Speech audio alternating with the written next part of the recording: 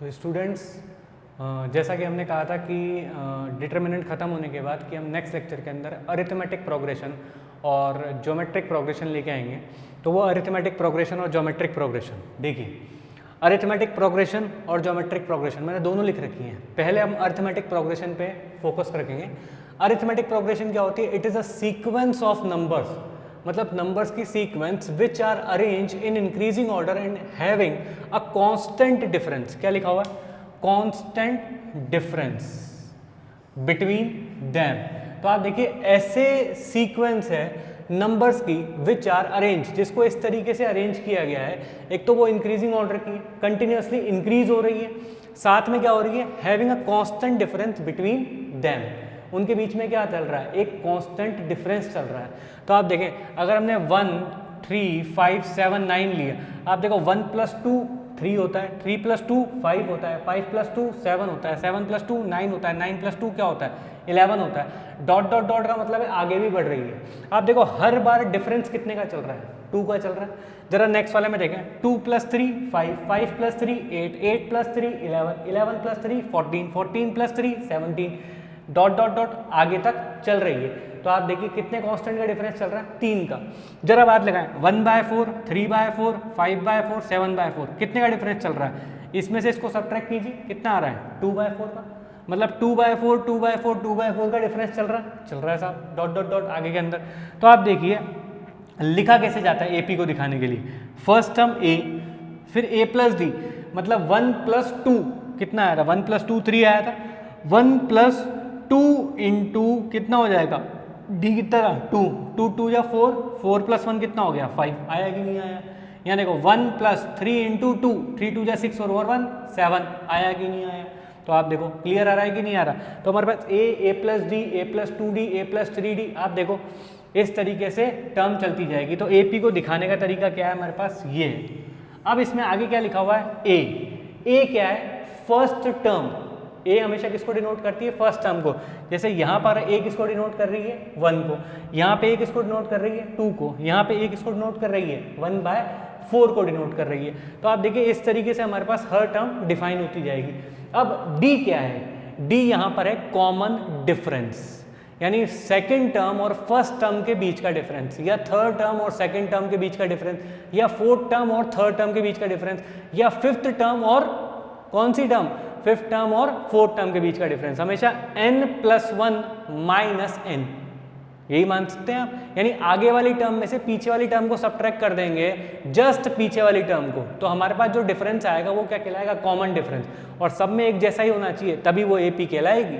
ठीक है, तो n टर्म्स ऑफ AP, अगर आपसे बोला गया nth टर्म ऑफ AP निकालनी है, तो n टर्म ऑफ AP निकालने का क्या तरीका है हमारे पास? Tn = a + n - 1 into d, यानी a क्या है? फर्स्ट टर्म इंटू n, जितनी नंबर ऑफ टर्म्स आपको गिवन है, इंटू किससे मल्टीप्लाई कर देना है?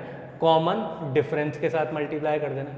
दूसरा, ये आपको याद रखना है, दूसरा sum of nth term in AP, sum of n terms, n terms का सम कितना आएगा वो देखें। Sn = n/2 into 2a + n - 1 into d, कितना आएगा? n/2 into 2a + n - 1 into d। आप देखो 2a को मैं a + a भी तो लिख सकता हूँ, तो a + n - 1 इंटू d। आप देखो a + n - 1 इंटू d क्या थी? आप देखो ये a तो हो गई फर्स्ट टर्म, और ये क्या है? Last term. तभी तो देखा है nth टर्म्स निकालना। nth मतलब मान लो आपसे फिफ्थ टर्म पूछी गई, फर्स्ट टर्म देखिए फिफ्थ टर्म पूछी गई, तो फर्स्ट और फिफ्थ का, ठीक है ना? तो ये क्या हो गई? n/2 into first term plus last term, यही तो बोल सकते हैं हम, first term plus last term, ठीक है ना? तो n/2 into first term plus last term के फॉर्मेट पे भी लिख सकते हैं। ये हो गई AP आपकी। जरा इसके बेहस पे अगर हम एग्जाम्पल कर लें, देखो अगर मैं एग्जाम्पल कर लूँ, इसको नोट कर लिया आपने? ठीक है, अब एग्जाम्पल करें इस पर। देखो अगर मैं आपसे एग्जाम्पल कराऊँ और इस तरीके से बोलूँ, मैं ये यहाँ ऐसे ही छोड़ रहा हूँ ताकि आपको दिखता रहे, ठीक है ना?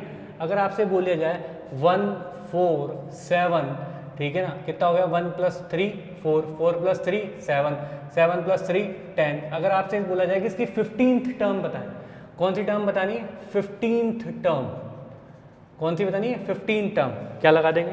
nth टर्म ऑफ AP, मतलब T15 equal to A plus n minus 1 into d. देखें A की वैल्यू कितनी है? 1 प्लस कौन सी टर्म निकालनी है? 15। ये लो साहब 15 माइनस 1 इंटू डी कितना कॉमन डिफरेंस आ रहा है? हर बार 3 का आ रहा है। 1 प्लस 3 4, 4 प्लस 3 7, 7 प्लस 3 10। ये लो साहब 3 लिख दिया। 1 प्लस ये कितना आ गया? 14 इंटू 3। आप देखिए 1 प्लस 14 इंटू 3 42, 42 प्लस 1 43। करके देख लो आप, पहली दूसरी तीसरी चौथी, आप देखो 15 टर्म निकाल के देखो, आ जाएगी आपके पास। कौन सी आएगी? 43। करके देख लो। ये देखो यहाँ कितना लिखे हैं? 10 प्लस 3 कितना आ जाएगा हमारे पास? 13, 13 प्लस 3 कितना आ जाएगा? 16, 16 plus 3 19, 19 plus 3 22, 22 plus 3 25, 25 plus 3 28, 28 plus 3 31, 31 plus 3 34, 34 plus 3 37, 37 plus 40, और ये देखो 43। आप देखो 1 2 3 4 5 6 7 8 9 10 11 12 13 14 15। आप देखो 43 43 आया कि नहीं आया? तो हम यहाँ पे काउंटिंग नहीं कर सकते। अगर मान लो हमसे 100th टर्म पूछ ली जाती तो हमारा दिमाग थोड़ी चलता कि यहाँ पे हम ऐसे काउंट थोड़ी करने चलते हैं, 1 2 3 4 ऐसे थोड़ी काउंट करते हैं। यहाँ पे सीधे सीधे क्या कहते हैं? अगर हमसे बोला जाता है 100th टर्म बताओ, कुछ नहीं, यहाँ पे कितना हो जाता है? 1 प्लस 100 माइनस 1 इंटू डी कितना हो गया? 3 हो गया। यहाँ कितना आता है? 1 प्लस 99 इंटू 3। ये लो 1 प्लस 3 9 जा 27, और 3 9 जा 27, 27 प्लस कितना हो गया? 3 9 जा 27 2, 3 9 जा 27 और 2 कितना हो गया? 29, 298। ये आंसर होता है। अब आप देखो, अगर आप ऐसे काउंट करने बैठ गए, ऐड अप करने बैठ गए, तो बहुत टाइम लगा दोगे। यहाँ पे कितना फटाफट सॉल्व हो गया। तो ये AP है। क्या है ये? AP है। क्लियर है? हो गया एग्जाम्पल। ये हमारे पास nth टर्म निकालने का तरीका, मतलब इसको निकालने का तरीका। ठीक है, अब दूसरा एग्जाम्पल देखें।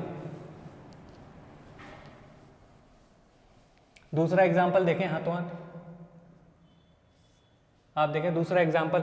अगर मान लो मैं आपको ऐसे ही बोल देता, यहीं पे इसी क्वेश्चन के अंदर बोल देता 1 4 7, मान लो यहाँ 10 हो गया, यहाँ 13 हो गया, यहाँ कितना हो गया? 16 हो गया, यहाँ 19 हो गया, यहाँ पे कितना हो गया? 22 हो गया। ठीक है ना, 22 हो गया। मैं यहाँ से बोला 22 के बाद 25 हो गया। अब ये कितनी टर्म हो गई? वो 1 2 3 4 5 6 7 8 9 टर्म हो गई। मैं आपसे बोलता इन सम ऑफ 9 टर्म्स, क्या लिखता? सम ऑफ 9 टर्म्स बताइए। तो आपको क्या करना पड़ता? SN कितना है? 9 टर्म्स बतानी है ना मेरा। कितना बताना है? 9 टर्म्स। n की वैल्यू कितनी है? सम ऑफ 9 टर्म्स। कोई बात नहीं, ये लो साहब 9/2, 1 2 3 4 5 6 7 8 9, 9 टर्म्स हो गई। इनटू कितना? First term plus last term. ऐसे भी लिख सकते हैं ना, आप चाहो तो ऐसे लिखो, या फिर first term plus last term लिखो। फर्स्ट टर्म कितनी है? 1, लास्ट टर्म कितनी? देखो 25, ये हो गया। First term plus last term लिखी, कितना हो गया? 9/2 इंटू 26, ये कितना हो गया? 13। अब यहाँ से आप 13 इंटू 9 कीजिए, 9 इंटू 13, यहाँ से कितना आ जाएगा? 27 2 कितना आ जाएगा? 1 1 साहब। आप देखिए एक बार में आंसर आया कि नहीं आया। अब आप इनको जोड़ दें, 25 plus 22 plus 19 plus 16 plus 13 plus 10 plus 4 plus 5, जोड़ते जोड़ते हम आधे हो जाते हैं। तो आप देखो इस तरीके से काम यहाँ पर हो रहा है। तो ये क्या है? AP, arithmetic progression. ठीक, ये अरिथमेटिक प्रोग्रेशन हो गई। इसके साथ मैं आपको 3 चीज़ें और दिखा देता हूँ, 3 चीज़ें और दिखा देता हूँ। तो उन 3 चीज़ों को भी साथ में नोट कर लीजिएगा। ठीक है, आपको एक बोला जाए समीशन ऑफ n, एक बोला जाए समीशन ऑफ n स्क्वायर, एक बोला जाए समीशन ऑफ n क्यूब। तो कैसे लिखेंगे? ये लिखेंगे n into n plus 1 divide by 2। ये क्या लिखेंगे? n into n plus 1 into 2n plus 1 divide by 6। ये कैसे लिखेंगे? n into n plus 1 divide by 2 का होल स्क्वायर। इस तरीके से लिखा जाएगा आपके पास। इस तरीके से लिखेंगे। ये हमारे पास आ गया n into n plus 1 divide by 2। ये कितना आ गया? n into n plus 1 into 2n plus 1 upon 6। और ये सिग्मा ऑफ n क्यूब कितना हो गया? n into n plus 1 divide by 2 का होल स्क्वायर। ये तीनों भी आपको याद रखने हैं, बहुत इंपॉर्टेंट है।